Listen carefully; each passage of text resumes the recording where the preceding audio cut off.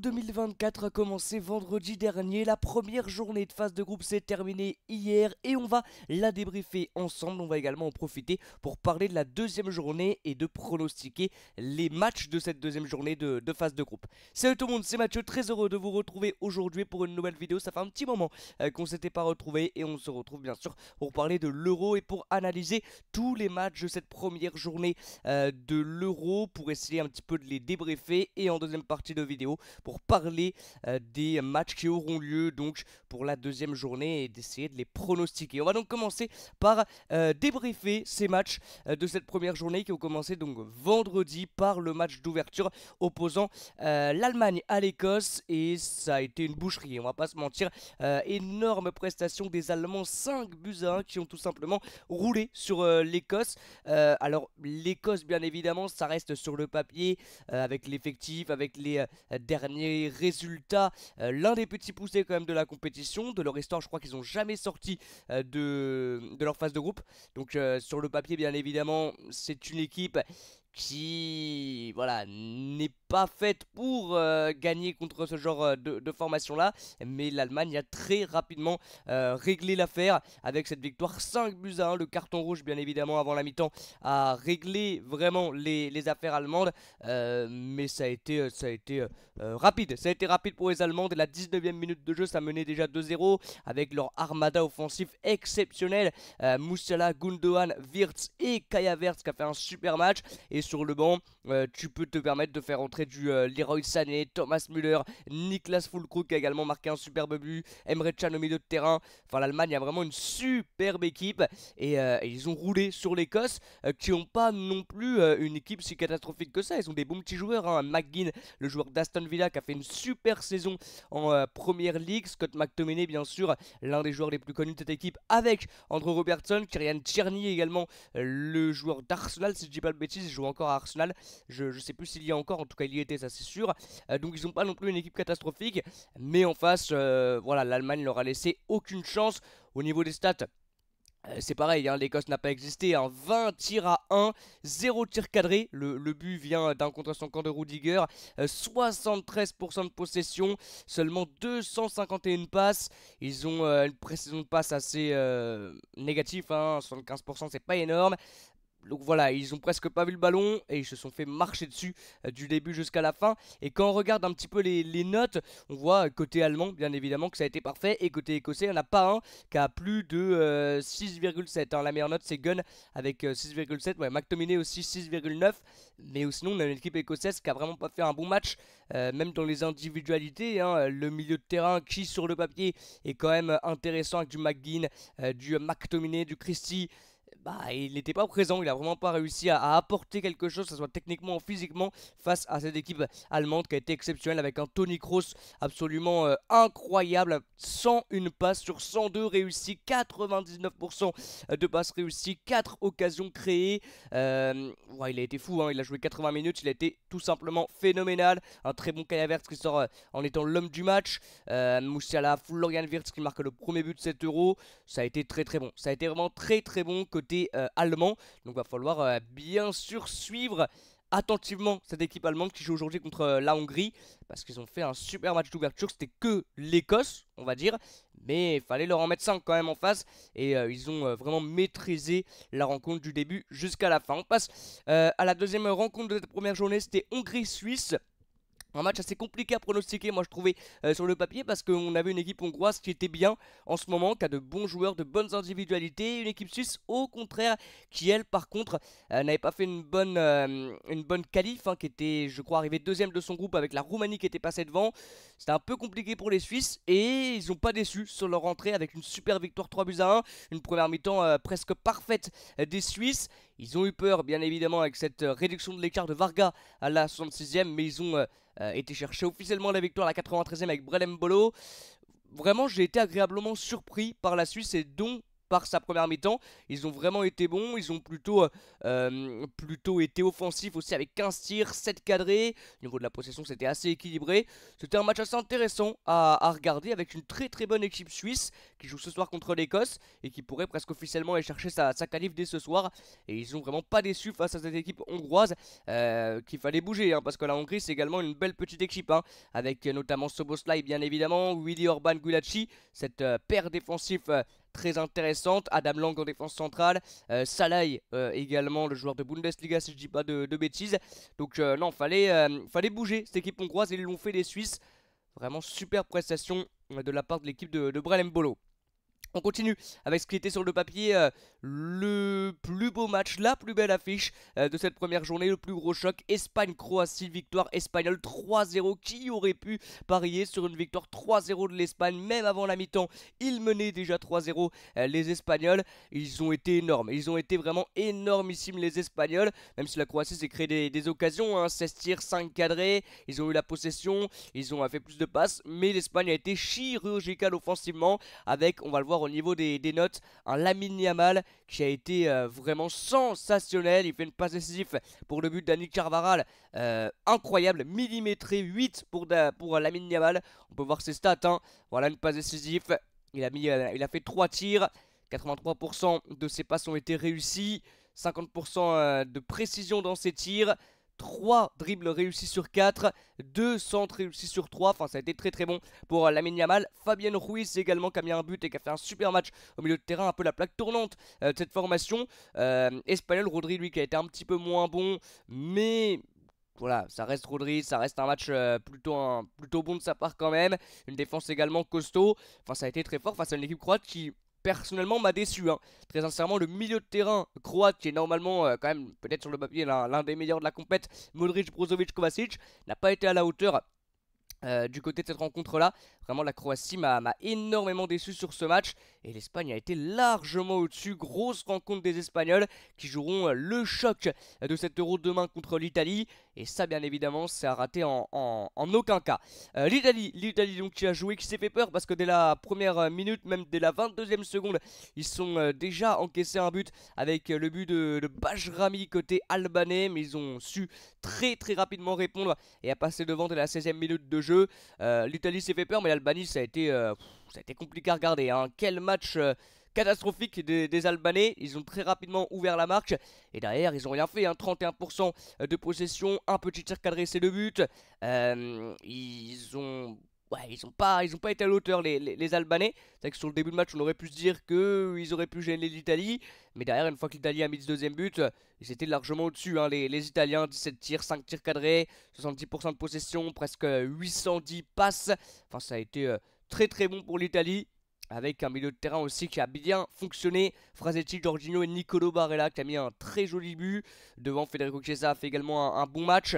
Donc ouais, assez déçu de cette formation albanaise, même si bien évidemment dans ce groupe on s'attend pas à grand chose de cette équipe de l'Albanie. C'est vraiment le petit poussé du groupe. Mais ça a été assez compliqué à regarder comme match. On continue avec le match qui a intéressé nos bleus bien sûr du groupe D. La Pologne qui a affronté les Pays-Bas. Et les Polonais très sincèrement moi je les ai trouvés intéressants. En tout cas la première mi-temps polonaise a vraiment été bonne avec un Adam Bouchka qui remplaçait Robert Lewandowski qui était bon. Il est très très grand, Adam Bouchka, le joueur prêté par le Racing Club de Lens, qui m'a fait plutôt bonne impression, qui a marqué un but de la tête et qui a été plutôt bon. Et j'ai trouvé vraiment la Pologne intéressante dans les 45 premières minutes. Ils sont fait égaliser avec un joli but de Cody Gakpo. Et derrière c'est Wout Weghorst, le joker néerlandais qui marque à la 83e. Mais réellement, alors ils ont été dominés hein, les Polonais, on le voit au niveau de la possession, au niveau des tirs. Mais très sincèrement, j'ai trouvé que la Pologne a plutôt été bon. On peut le voir au niveau des notes. Il y a plusieurs joueurs qui ont fait un bon match. Vraiment, le petit Adam Bouchka, je l'ai vraiment trouvé très très intéressant. Avec une note de 7. Piotr Zelinski également, qui a réussi un petit peu à être le métronome du milieu de terrain avec une bonne note. Et puis côté néerlandais, ça n'a pas fait un match exceptionnel. Mais ça s'en sort avec la victoire. 9 pour Gakpo. Qui a fait un sacré match, qui a marqué un but. On va voir au niveau de ses stats, 85% de passes réussies. Bon, je pense que c'est aussi grâce à son superbe but hein, qu'il a cette énorme note. Mais c'est vrai que les Pays-Bas vont devoir élever leur niveau de jeu, surtout pour le prochain match face à l'équipe de France. Parce que c'était pas non plus un match exceptionnel de leur part. Ils ont dominé, mais ils se sont fait peur face à une équipe polonaise qui a été assez intéressante. Et le match par exemple de la Pologne contre l'Autriche peut être pas mal hein, pour aller chercher une qualif en tant que meilleur troisième. Vraiment la Pologne, en tout cas la première mi-temps polonaise a été pour ma part très très intéressante. On continue avec le Slovénie-Danemark un partout. Ça a été une surprise quand même. On sait que les Danois sont un peu moins bien.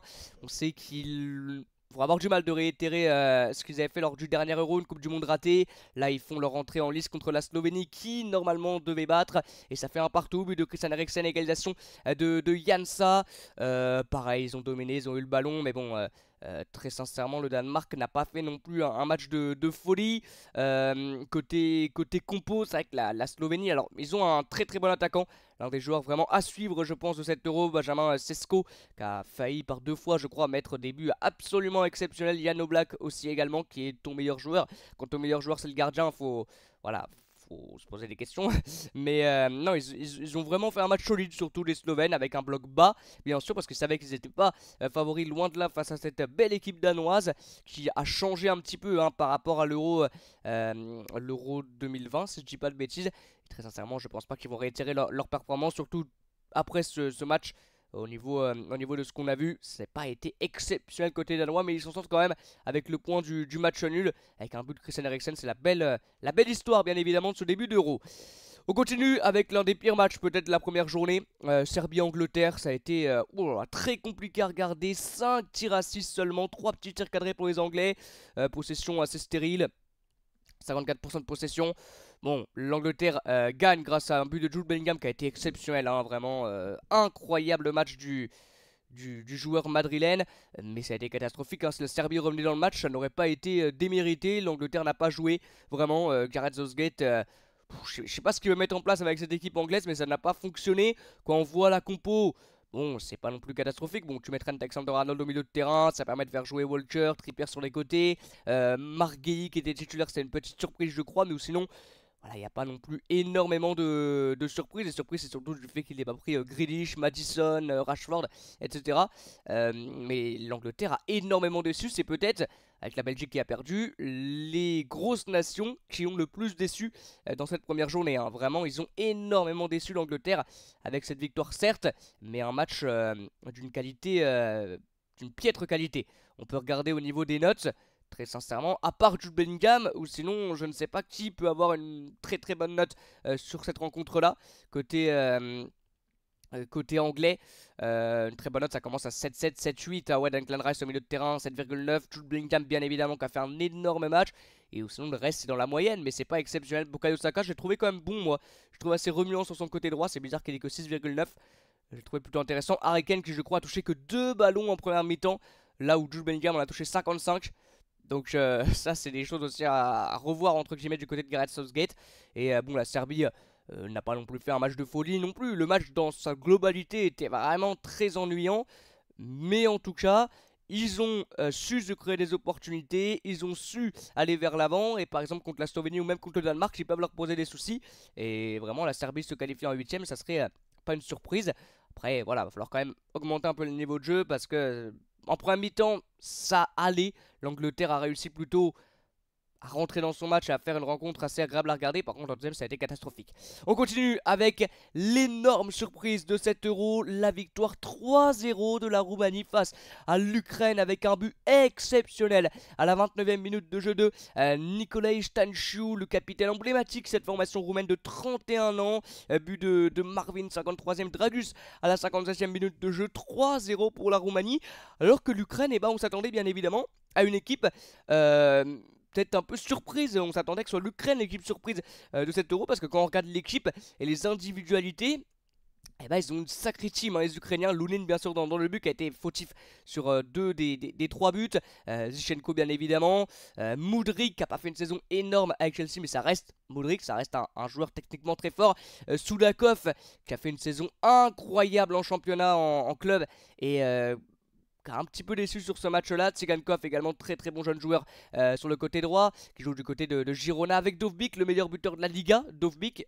Milieu de terrain avec Chaparenko, Chepchenko. Enfin, il y a vraiment une bonne team, une bonne équipe sur le papier côté ukrainien. Mais en face, vous avez une équipe roumaine qui, on ne l'oublie pas, ils n'arrivent pas comme ça de nulle part, ils mènent pas 3-0, enfin ils n'ont pas gagné 3-0 en claquant des doigts, ils ont quand même réussi à se qualifier en étant premier de leur groupe de qualif devant la Suisse en tout gagnant, je crois peut-être un match nul mais aucune défaite pour les Roumains. Et très sincèrement, alors il n'y a aucun de joueurs vraiment connus du côté de cette équipe roumaine, peut-être Denisman pour ceux qui suivent un petit peu la Serie A qui joue du côté de Parme, Stanciu voilà qui est le capitaine emblématique de cette formation, mais sinon il n'y a pas énormément de joueurs très connus, Taraciu qui joue du côté du Rayo Vallecano, et c'est un collectif, c'est un tout, c'est une équipe qui a fait que cette équipe roumaine s'est imposée physiquement, athlétiquement, défensivement. Je trouvais que ça avait été énormissime. La défense roumaine a vraiment été très très très costaud. On voyait sur chaque intervention, ils venaient se féliciter. Enfin, on voit vraiment qu'il y a quelque chose dans cette équipe qui s'est formée.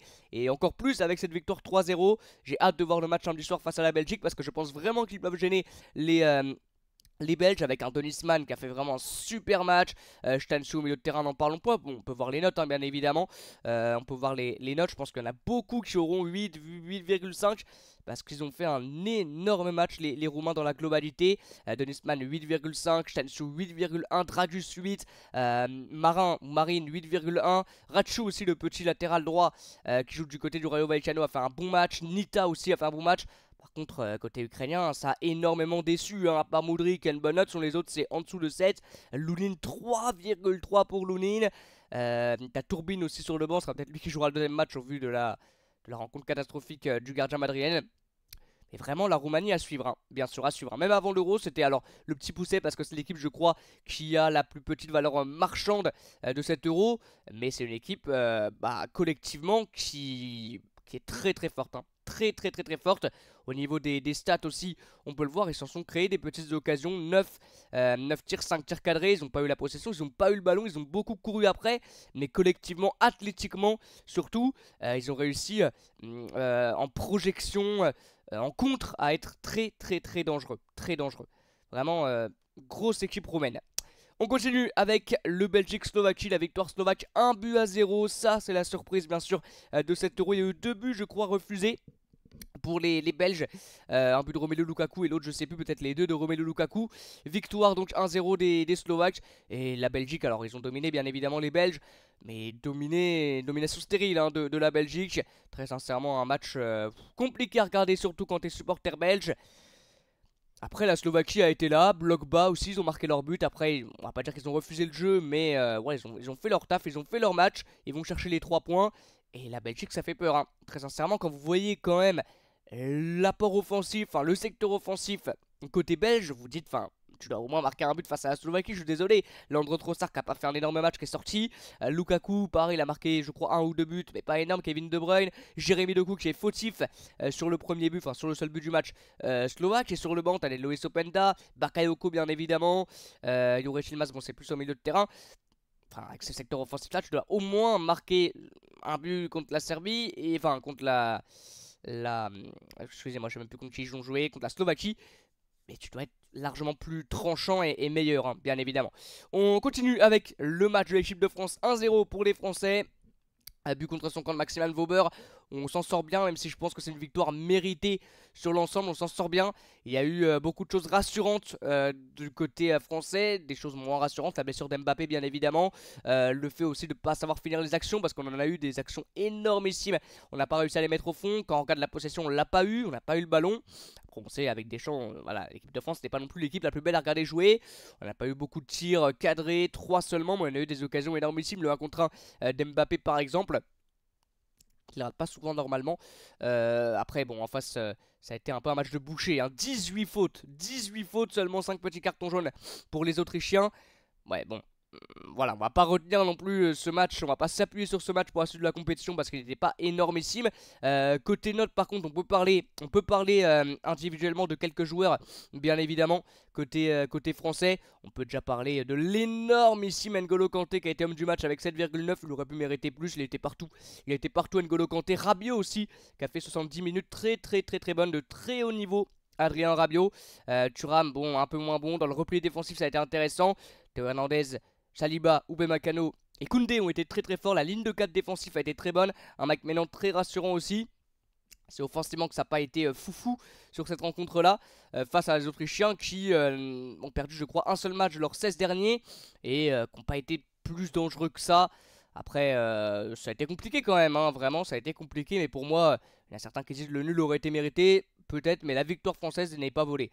Je pense vraiment que la victoire française n'est pas volée. On arrive au bout de cette première journée de l'Euro avec ce Turquie-Géorgie qui a été peut-être l'un, voire le plus beau match de cette première journée. Sur le papier, déjà, c'était un match vraiment intéressant. Je pense qu'il fallait le regarder, ce Turquie-Géorgie, parce que d'un côté, vous avez la Turquie avec des individualités très intéressantes, une équipe qui... voilà, qu'il faut regarder, vraiment la Turquie qui a déçu lors du dernier Euro, qui arrive encore avec des certitudes cette année. Et puis la Géorgie de l'autre côté qui joue peut-être pour la première fois, où ça fait très longtemps qu'ils n'ont pas joué une phase de groupe d'un Euro, une phase finale d'un Euro, avec des bons joueurs, du Milko Tadžić, Kvaratskhelia, Mamardashvili, pardon, leur gardien, etc., etc. Et ça a été un super match, une énorme première période, début de folie avec ce but d'Arda complètement fou. Enfin, très sincèrement, on a vu un super match de foot hier entre la Turquie et la Géorgie. Les deux plus beaux matchs de cet Euro, c'est peut-être sur le papier les deux matchs les moins attirants, les moins sexy entre guillemets. Turquie-Géorgie et Ukraine-Roumanie. Mais c'était des superbes matchs vraiment, avec ces victoires, des buts aussi, 4 buts du côté de ce match-là. Et la Géorgie réellement a des choses à faire hein, dans ce groupe-là. Parce qu'ils ont une sacrée équipe. Il y aura la République tchèque qui peuvent vraiment battre hein, les Géorgiens, et le Portugal, pourquoi pas espérer une troisième place et se qualifier en tant que meilleur troisième. Mais ils ont été très très bons les Géorgiens. On peut regarder également au niveau des notes ce que ça a donné, mais il y a eu plusieurs individualités très intéressantes. Et ça a été une superbe rencontre, très agréable à regarder. Côté turc, on a eu un très bon match de Kanaloglu, Kokchu au milieu de terrain, Arda Güler énormissime. Et puis côté géorgien, avec Kvaratskhelia un peu déçu, mais Kotatze a mis son but.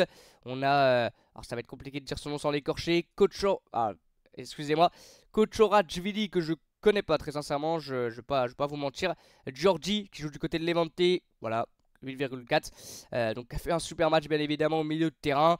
Et la Géorgie, équipe à suivre encore. On espère les voir un peu plus que encore 2 matchs, parce que hier, ils ont vraiment fait un super match. Faut être deux hein, pour faire un super match. Donc la Turquie aussi a été très très forte. Mais vraiment agréablement surpris de la qualité de ce match. Et on termine avec le dernier match hier entre le Portugal et la Tchéquie, la République tchèque. Victoire 2-1 des Portugais. On avait peur, hein, on pensait à un moment donné qu'on se projetait vers le premier 0-0 de cette compétition. Et non, avec ce but à 62e minute de jeu de Lucas Provod pour les Tchèques. Et puis une égalisation contre son camp, 69e et but à la 92e pardon, de Francisco Conceição, le jeune joueur qui est rentré en jeu, je crois 5 minutes avant, même pas. Et alors le Portugal a dominé, pour moi c'était plutôt une domination stérile. Je vais pas dire qu'ils ont été assez inoffensifs parce qu'ils ont eu énormément d'occasions. Ils sont tombés sur un bon gardien en face. Mais c'est vrai que ça n'a pas été un match incroyable. Maintenant ils ont été au-dessus hein, les Portugais, il n'y a rien à dire. La Tchéquie a vraiment pas fait un super match. Même si voilà, ils ont marqué ce but, ils n'ont pas eu beaucoup d'occasions à tirer cadrer un but. Derrière, défensivement, ils ont essayé de tenir. Le deuxième but, c'est un peu chanceux, mais il fallait être là au bon moment pour Francisco Conceição. Bon, voilà, le Portugal rentre tranquillement dans son Euro. Il y a eu quelques grosses nations quand même qui sont rentrées tranquillement. Espagne, Allemagne par exemple. D'autres qui ont un peu plus de mal. Hein. Portugal, Angleterre, France, ça a gagné, mais ça a eu un peu plus de mal. Avant de faire les pronos, ça va être une lourde vidéo, grosse vidéo. Avant de faire les pronos, juste on va essayer de voir quelles sont les équipes qui ont déçu, qui ont surprise, qui sur lesquels va falloir vraiment compter, bien évidemment. Sur lesquels va falloir vraiment compter, on a quand même l'Allemagne, l'Espagne qui a fait une superbe rencontre. Bien sûr, c'est les deux qui ont le plus été intéressants, en tout cas en tant que grosse nation. Ils ont vraiment fait très très bonne impression. Après, bon, t'as quand même des équipes qui, sur le papier, étaient favorites et sont peut-être même favoris pour le titre final, qui ont gagné dans la difficulté, mais qui ont quand même gagné avec l'Angleterre, la France, le Portugal. Peut-être même mettre les Pays-Bas. L'Italie, bon, dans la difficulté, pas trop, parce qu'ils ont quand même maîtrisé leur rencontre face à les Albanais qui n'ont pas fait un super match.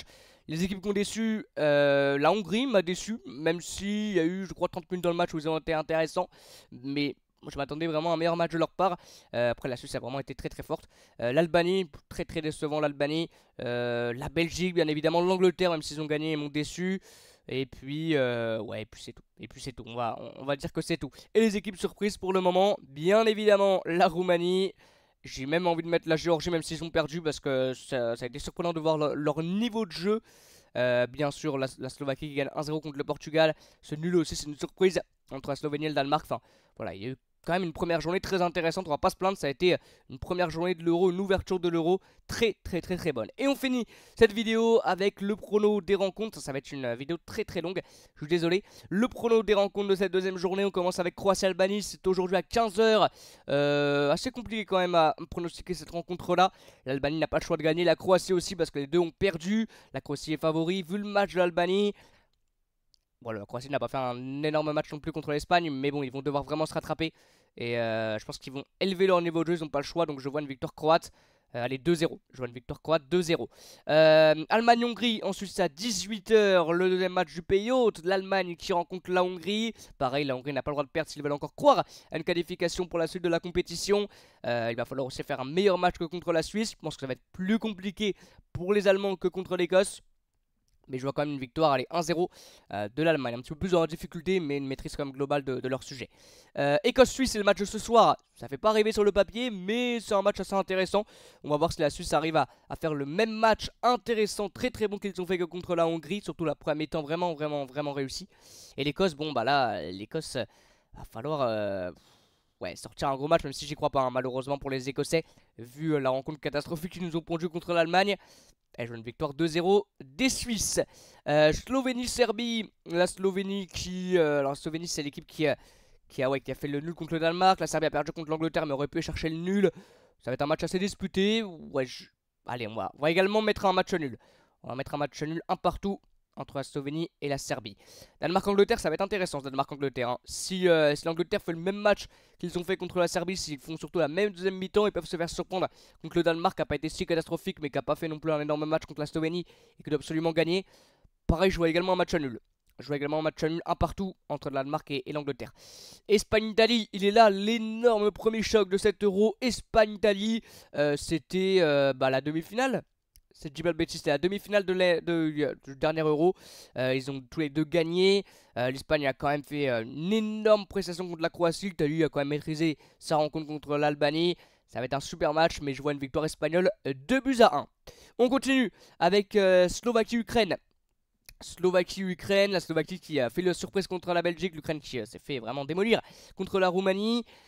Ils sont obligés, ils vont répondre. Je vois vraiment l'Ukraine l'emporter sur ce match-là. Parce que, quand on voit l'équipe individuellement, t'as quand même des sacrés joueurs. Ils sont passés complètement à côté de leur match contre la Roumanie. Ils ont été surpris, je pense, de la qualité roumaine. Et je vois une victoire, allez, 2-0 de l'Ukraine. Je vois une victoire 2-0 de l'Ukraine. On continue avec le Pologne-Autriche, 18 h vendredi avant le match de l'équipe de France. Les Polonais ont vraiment, moi, m'ont fait une bonne impression, sans Robert Lewandowski par exemple. Ils ont été plutôt bons, surtout la première mi-temps contre les Pays-Bas. Ils ont perdu à la fin, mais le nul n'aurait pas été volé. L'Autriche, bon, ça a été un peu un match de boucher de leur part, mais ça n'a pas été catastrophique non plus contre l'équipe de France.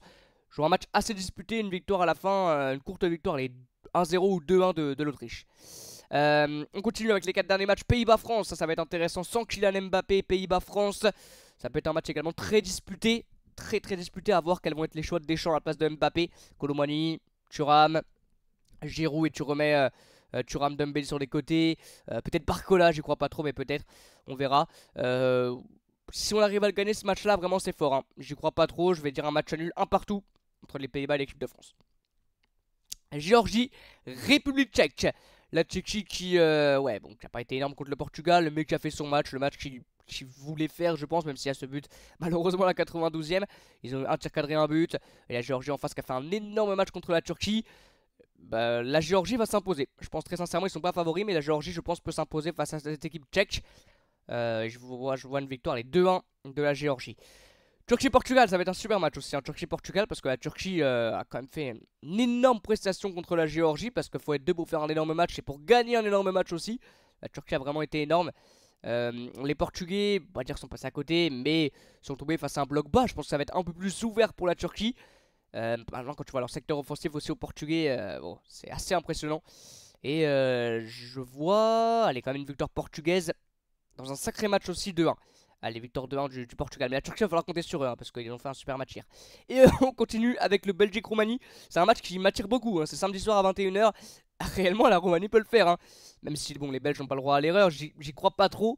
Mais imaginez si la Roumanie venait à battre la Belgique. Enfin, ça serait énormissime. Et moi, je vais dire un partout. Je vais dire un partout, ce qui est déjà vraiment une énorme surprise. Ça serait énormissime de voir un match nul un partout. Et bon, la Belgique, ce serait catastrophique, hein, s'ils ramènent pas une victoire contre la Roumanie. Mais je vois bien un nul un partout. Voilà, les amis, c'est enfin terminé. Je sais pas, on a fait combien? 30 minutes de vidéo. C'est la première fois que ça arrive. Voilà, une vidéo aussi longue. Je pense pas que vous avez tout regardé, mais c'est pas grave. Merci beaucoup d'avoir suivi cette vidéo. On se retrouve très bientôt pour de nouvelles vidéos et de nouveaux lives. A bientôt, les amis. Désolé pour la longueur de la vidéo qui a été énormissime. 30 minutes. C'est la première fois que ça m'arrive. Merci beaucoup, à très bientôt et ciao tout le monde.